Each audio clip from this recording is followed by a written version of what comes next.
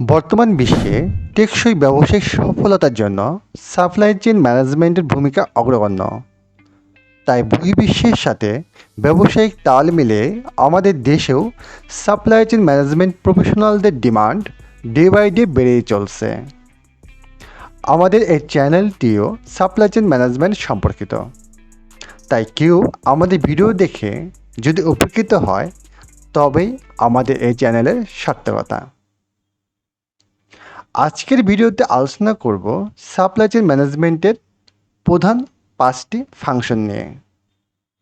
শুরুতেই supply chain management নিয়ে 1-2 line বলে নিচ্ছি বোঝার সুবিধার্থে। যদিও আগের ভিডিওতে সাপ্লাই চেইন ম্যানেজমেন্ট সম্পর্কে মোটামুটি আলোচনা করা হয়েছে। যদি কেউ আগের ভিডিওটি দেখতে চান তাহলে দেখে নিতে পারেন। সাপ্লাই চেইন ম্যানেজমেন্ট বলতে আমরা কি বুঝি? সাপ্লাই চেইন ম্যানেজমেন্ট হচ্ছে একটি কোম্পানির প্রয়োজনীয় র মেটেরিয়াল কেনা থেকে শুরু করে তাকে ফিনিশ প্রোডাক্টে রূপান্তরিত করে উৎপাদিত সেই ফিনিশড প্রোডাক্ট ভোক্তার কাছে পৌঁছে দেওয়া পর্যন্ত সকল কার্যক্রম।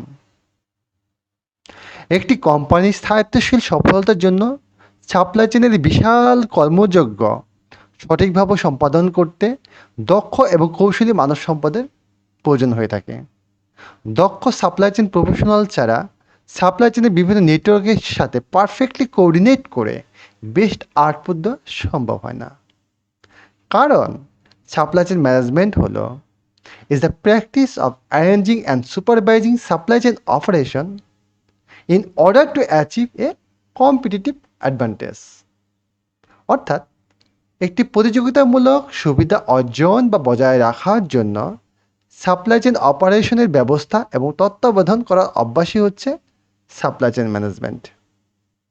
সাপ্লাই চেইন ম্যানেজমেন্টের এক্সপার্টরা বিজনেস অপারেশনের প্রতিটি ক্ষেত্রে তারা নিযুক্ত থাকে, কারণ তারা তাদের কাজকে এমনভাবে ডিজাইন করে যাতে ভালো মানের কম প্রাইসের প্রোডাক্টটি দ্রুততার সাথে কোম্পানিকে সরবরাহ করতে পারে। আসুন জেনে নিয়ে যাক সাপ্লাই চেইনের প্রধান 5টি ফাংশন কী কী। ফাংশনগুলি হচ্ছে purchasing, operation, logistic, resource management এবং ইনফরমেশন ওয়ার্কফ্লো। তাহলে প্রথমে আসি পারচেজিং নিয়ে। পারচেজিং কি? পারচেজিং হচ্ছে সাপ্লাই চেইন ম্যানেজমেন্টের প্রথম ফাংশন। এটা সংজ্ঞাটা কি একটু দেখি। সংজ্ঞাটা হচ্ছে পারচেজিংয়ের the activity of acquiring goods or service as per demand to fulfil the organisations goal. বাংলায় হচ্ছে কোম্পানি গোল বা অবজেক্টিভ ফুলফিল করার লক্ষ্যে কোম্পানির চাহিদা অনুযায়ী পণ্য বা সার্ভিস অর্জনের কার্যকলাপই হচ্ছে পারচেস। প্রোডাকশনের জন্য র মেটেরিয়াল প্রয়োজন। কতটুকু র মেটেরিয়াল প্রয়োজন সেই চাহিদা অনুযায়ী সেলারের কাছ থেকে সংগ্রহ করার নামই হচ্ছে পারচেস। তবে যে র মেটেরিয়ালটি পারচেস করলাম সঠিক সময়ে সেই র মেটেরিয়ালটি কোম্পানি স্টোরে থাকতে হবে। সঠিক সময়ে কোম্পানি স্টোরে কীভাবে থাকবে? হ্যাঁ, সঠিক সময়ে কোম্পানি স্টোরে ওই কাঁচামালটি থাকার জন্য সেলারের সাথে এবং পণ্য পরিবহনের যে লজিস্টিক পার্টনার তার সাথে প্রপারলি কমিউনিকেট করে কোঅর্ডিনেট করে নিতে হবে। তাহলে পণ্যটি সঠিক সময়ে আমাদের স্টোরে পেয়ে যাব। আর সঠিক সময়ে যে পণ্যটি আসতে দেরি হয় তাহলে আমাদের প্রোডাকশনে ডিলে হবে। আর একটা কোম্পানি প্রোডাকশনে ডিলে হওয়া মানেই হচ্ছে সেই কোম্পানি বিশাল ক্ষতি। নেক্সট হচ্ছে অপারেশনস। বিজনেস অপারেশনের কথা বলতে গেলেই প্রথমেই আসে ফরকাস্টিং অ্যান্ড ডিমান্ড প্ল্যানিং। কোনো র মেটেরিয়াল প্রকিউরমেন্ট করার আগেই ওই র মেটেরিয়ালটির ডিমান্ড ফরকাস্টিং জানা প্রয়োজন। কারণ বাজারে কী পরিমাণ উৎপাদিত পণ্যের চাহিদা আছে এবং আমার কোম্পানি কী পরিমাণ স্পেসিফিক টাইম ফ্রেমে উৎপাদন করতে পারে এই সবই ফরকাস্টিং করে এর ভিত্তিতে র মেটেরিয়াল প্রকিউরমেন্ট করতে হবে। সাপ্লাই চেইন ম্যানেজমেন্টের এই ফাংশনটি অত্যন্ত গুরুত্বপূর্ণ, কারণ খুব বেশি বা খুব কম ইনভেন্টরি এড়াতে কোম্পানিগুলোকে অবশ্যই সঠিকভাবে ডিমান্ড ফরকাস্টিং করতে হয়। কারণ এটার সাথে কোম্পানির লাভ লস জড়িত। আর এই প্রবলেম দূর করতেই ডিমান্ড প্ল্যান অ্যান্ড প্রজেকশন অবশ্যই ইনভেন্টরি ম্যানেজমেন্ট, ম্যানুফ্যাকচারিং এবং শিপিংয়ের সাথে সমন্বয় করা অত্যাবশ্যকীয়। সুজাতাকে বলতে গেলে আমার যতটুকু ডিমান্ড আছে ততটুকু আমি সাপ্লাই করব, তাহলে আমার ইনভেন্টরি খরচটা কম হবে, অর্থাৎ ইনভেন্টরিতে ওই জিনিসটা জমে থাকবে না। ডিমান্ড অনুযায়ী আমি সাপ্লাই দিব প্রোডাকশনের জন্য। এটাই হচ্ছে বিজনেস অপারেশনের প্রধান কথা। এরপর আসি লজিস্টিক্স নিয়ে। লজিস্টিক্স কি? লজিস্টিক্স হলো সাপ্লাই চেইন ম্যানেজমেন্টের অন্যতম একটি প্রধান পার্ট, যা পরিকল্পনার সমস্ত দিক, ক্রয়, উৎপাদন এবং পরিবহনের দিকগুলোকে সমন্বয় করে এবং পণ্যগুলি যাতে কোনো বাধা ছাড়াই একেবারে কনজিউমার মানে ভোক্তার কাছে পৌঁছে যেতে পারে। এক্ষেত্রে সাপ্লাই চেইনে একাধিক বিভাগের সাথে সমন্বয় থাকা অত্যাবশ্যকীয়, যাতে পণ্য দ্রুত গ্রাহকের কাছে পাঠানো যায়।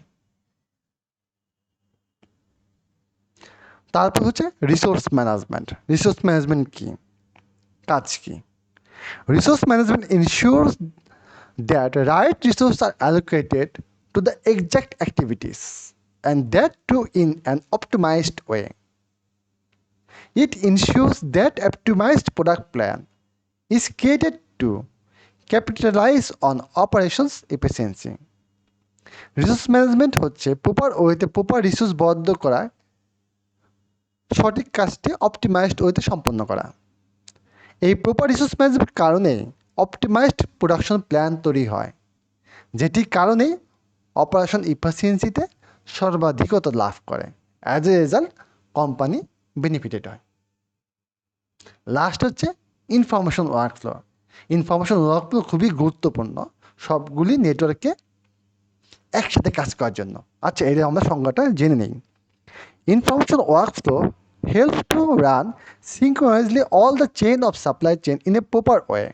And it is possible only by sharing information and distribution properly among all chain. A strong information workflow and communication helps to achieve best output from all chain, and as a result, it's being competitive advantage to a company. অর্থাৎ information workflow supply chain ম্যানেজমেন্টের সকল ফাংশনকে একই পথে চলাতে সাহায্য করে, আর এটি সম্ভব হয় কেবল সাপ্লাই চেইনের সকল চেনের সাথে তথ্য ভাগাভাগি এবং বন্টন হয়। আর যদি এই ইনফরমেশন ওয়ার্কফ্লো কমিউনিকেশন দুর্বল হয়ে পড়ে, তাহলে কি হয়, সাপ্লাই চেইন সকল চেনের মধ্যে ইনফরমেশন ঘাটতি পড়ে, তখন জানতে পারে না কার কখন কোন কাজটা হবে, কার কী করতে হবে। তখন কী হয়, আলটিমেটলি কোম্পানি কম্পিটিটিভ অ্যাডভান্টেজ লাভ করতে পারে না, অর্থাৎ কোম্পানির আশানুরূপ ফল পাওয়া যায় না, আউটপুটটা ঠিকমতো আসে না দুর্বল ওয়ার্ক ফ্লোর কারণে। থ্যাংক ইউ সবাইকে ধৈর্যের সহিত এই ভিডিওটি দেখার জন্য। Thank you very much.